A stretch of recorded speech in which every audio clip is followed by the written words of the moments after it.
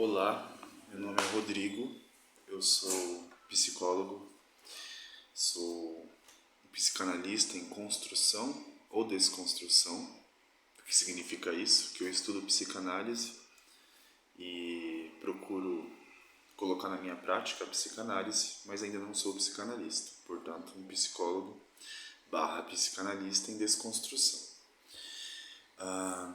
Além disso, também, como já mencionei aqui em algum outro momento, eu estudo uma pós-graduação em saúde mental e coletiva pela Universidade Cruzeiro do Sul e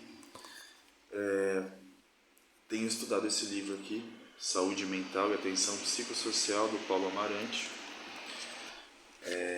que ele traz ideias preciosas, tenta localizar aí esse conceito de saúde mental que, aliás, hoje em dia é tão dito, né? Está tão circulando aí pelo vocabulário das pessoas, no discurso das pessoas, mas é muito curioso porque muitas vezes não se sabe bem definir o que é saúde mental. No primeiro capítulo aqui, Saúde Mental, Territórios e Fronteiras, ele inicia meio que por esse caminho, né, tentando entender o que é trabalhar na saúde mental, né? O que significa a saúde mental. Lembrando que esse livro aqui, não me lembro bem o ano em que ele foi lançado, 2007, primeira edição, né? Faz aí já 15 anos, a gente pode dizer. Enfim, mas ainda é muito contemporâneo, apesar das mudanças que vão acontecendo, nada anula o que está aqui, né? Uma das perguntas que ele faz aqui logo no primeiro capítulo é: quantas vezes ouvimos algum profissional falar que trabalha na saúde mental? O que ele está dizendo com isso? Que trabalha com questões relacionadas à saúde mental das pessoas? A partir de uma resposta positiva a esta pergunta, podemos extrair um primeiro grande sentido da expressão saúde mental para podermos prosseguir com nossas reflexões. E qual é ele? É o de que saúde mental é um campo ou uma área do conhecimento e de atuação técnica no âmbito das políticas públicas de saúde. Aqui já traz duas ideias sobre o que é saúde mental. Primeiro, um campo de conhecimento, né? Uma área de conhecimento. E também tanto o conhecimento de atuação técnica quanto no âmbito de políticas públicas de saúde. E isso aqui é muito importante. Guarda isso. Aqui ele vai dizendo, né, o quanto é importante assinalar que poucos campos de conhecimento e atuação na saúde são tão complexos, tão plurais, intersetoriais, ou seja, tem atores de vários setores da saúde, né? Não só da saúde, a gente vai ver mais para frente. Então diz aqui que, ao contrário da psiquiatria, a saúde mental não se baseia em apenas um tipo de conhecimento, ou seja, a psiquiatria, né? E muito menos exercida por apenas um profissional, ou seja, o psiquiatra. Essa aqui é uma ideia que vai tentando ser desconstruída, né?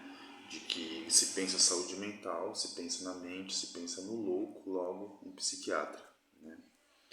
E claro, o psiquiatra é um ator de suma importância dentro do campo da saúde mental, mas não é o protagonista e nem o único, né? Quando nos referimos à saúde mental, ampliamos o espectro dos conhecimentos envolvidos de uma forma tão rica e polissêmica, né, de mais de uma, várias, que encontramos dificuldades de delimitar suas fronteiras, de saber onde começam ou terminam seus limites.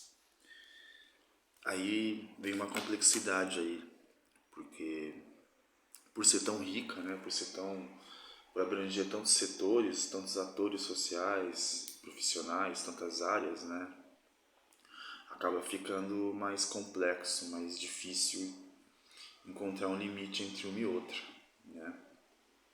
Afinal, saúde mental não é apenas psicopatologia ou semiologia, né? Psicopatologia acho que dá para entender mais aí, vai no sentido de algo fora de ordem, no sentido da razão, vamos dizer assim, de forma bem grosseira. Semiologia a gente diz de critérios, né, de funcionamento, de mental, comportamental. Então vai muito mais além disso, né? Não pode ser reduzido ao estudo e tratamento das doenças mentais. Essa palavra não pode ser reduzido é muito interessante, porque a redução ela tende a negligenciar o todo, né? Se você olha para uma pessoa e diz fulano tem síndrome do pânico, você está reduzindo ele a um transtorno, né? Você não está olhando para o sujeito, você está olhando ao que supostamente não funciona nele, né? Então isso é uma redução. Quando a gente pensa em saúde mental, é muito importante que a gente se atente a não reduzir os sujeitos envolvidos, as pessoas que estão ali sofrendo, e tratar da doença e não da pessoa, né?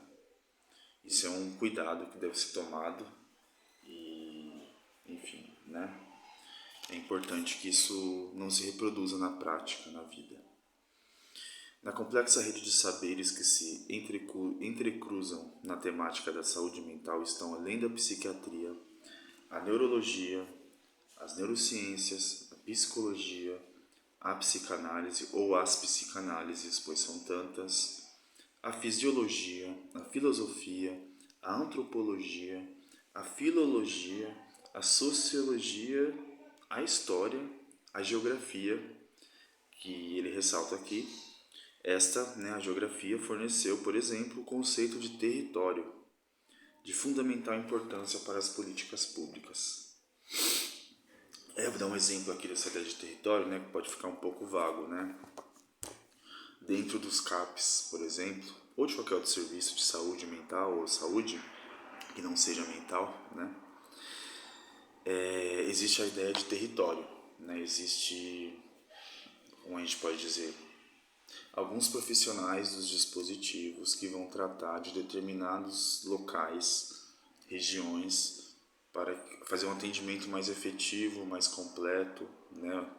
Acionar dispositivos, né? Por exemplo, aparece no CAPS, vamos lá pensar, o CAPS AD, que é a CAPS álcool e outras drogas. Aparece um sujeito lá que sim, tem uma questão com substância, porém também tem uma questão ali psiquiátrica, vamos dizer, né? De transtorno, né? Não é só uma pessoa que está sofrendo decorrente do uso de substâncias. Nunca é, mas assim, vai além disso, né?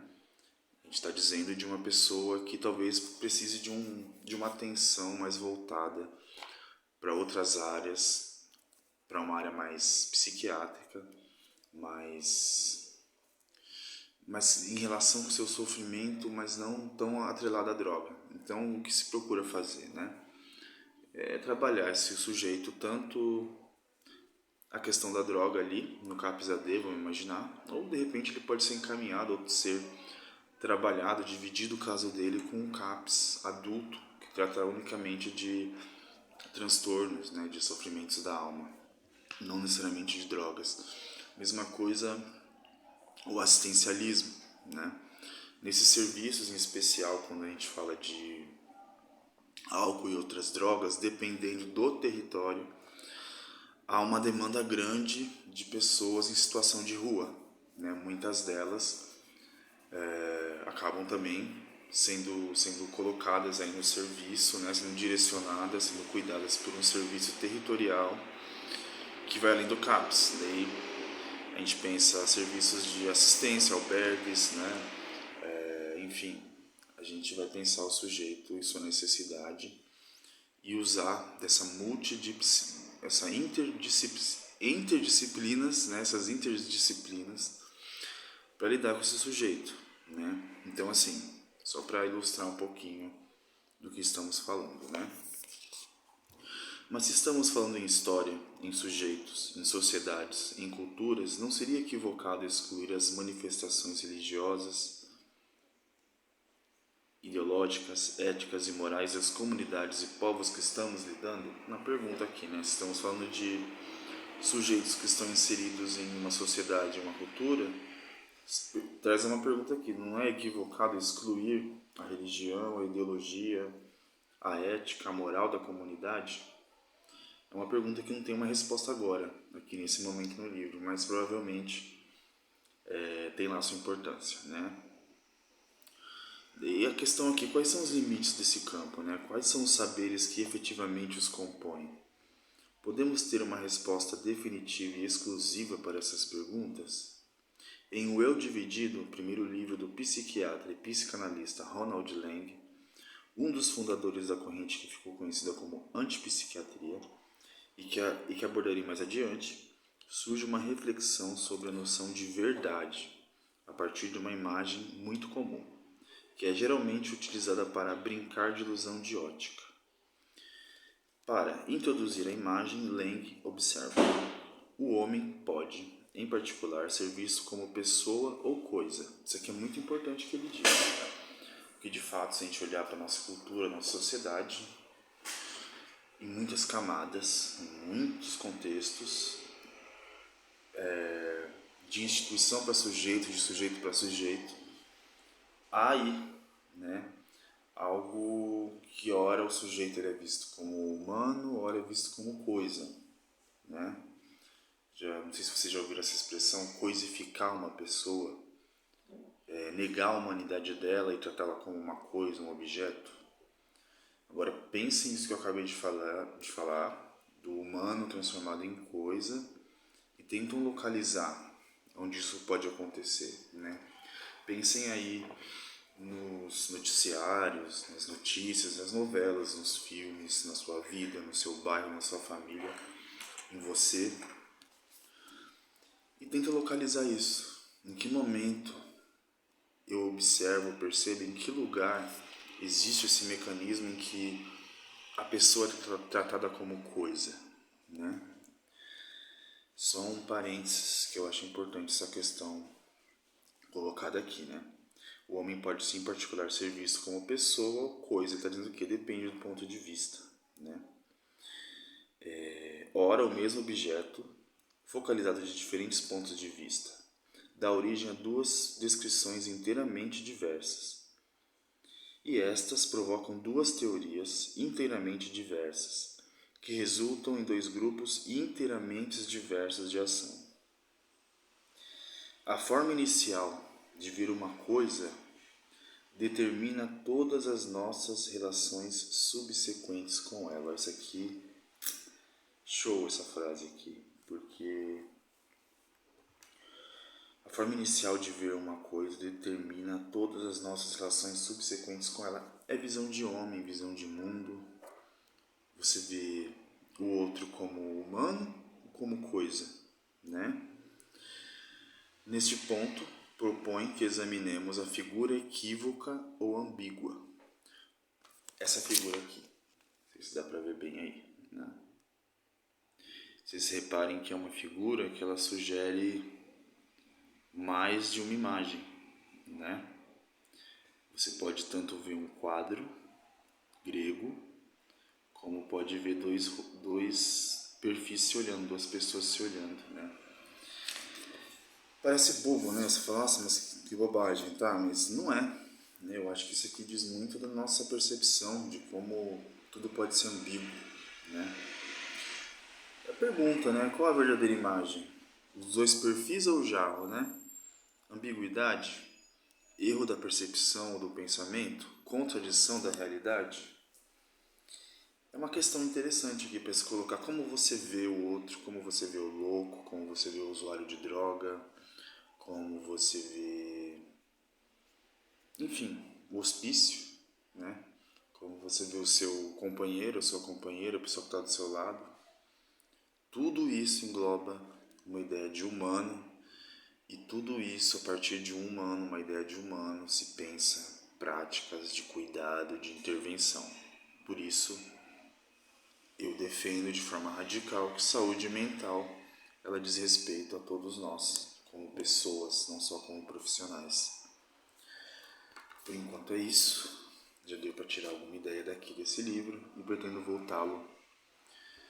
voltar com ele para colocar mais novas ideias aí na roda, tá bom? Até mais.